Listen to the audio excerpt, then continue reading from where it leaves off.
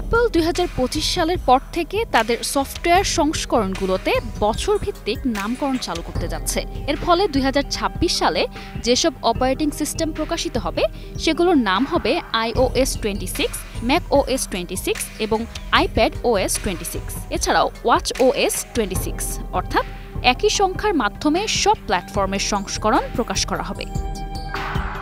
জীবন অবাক না করলে কে করবে? 28% মিল্ক ফ্যাটের অবাক করার সাথে ফ্রেশ মিল্ক পাউডার। জীবন অবাক করুক প্রতিদিন।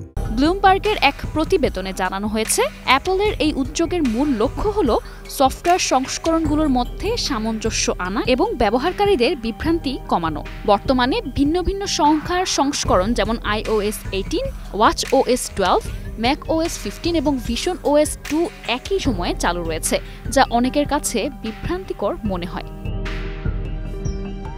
আর নতুন নিয়ম অনুযায়ী প্রতিটি সফটওয়্যার সংস্করণের নাম সংশ্লিষ্ট প্রকাশ বছরের সাথে সামঞ্জস্যপূর্ণ হবে। উদাহরণস্বরূপ ২০২৫ সালের সেপ্টেম্বরে প্রকাশিত iOS সংস্করণটি হবে iOS 26, অর্থাৎ সফটওয়্যারের নাম এখন থেকে প্রকাশের পরবর্তী বছরের নাম বহন করবে।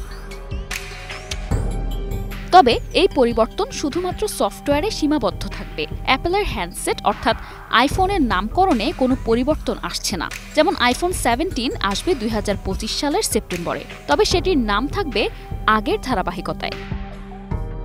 নামকরণের পাশাপাশি অ্যাপল সফটওয়্যার ফিচারেও বড় পরিবর্তন আনছে। আইপ্যাডে আসছে আরও পেশাদার ব্যবহার উপযোগী ফিচার, যা ডিভাইসটিকে ম্যাকের মতো কার্যক্ষম করে তুলবে। একই সঙ্গে অ্যাপলের নতুন অ্যাপল ইন্টেলিজেন্স AI প্রোগ্রামের আওতায় থার্ড পার্টি ডেভেলপারদের জন্য অ্যাপলের নিজস্ব AI মডেল ব্যবহারের সুযোগ থাকবে। এই AI প্রযুক্তি ব্যবহার করে ডিভাইসের ব্যাটারি পারফরমেন্স নিয়ন্ত্রণ এবং অন্যান্য সুবিধা যুক্ত করা সম্ভব হবে।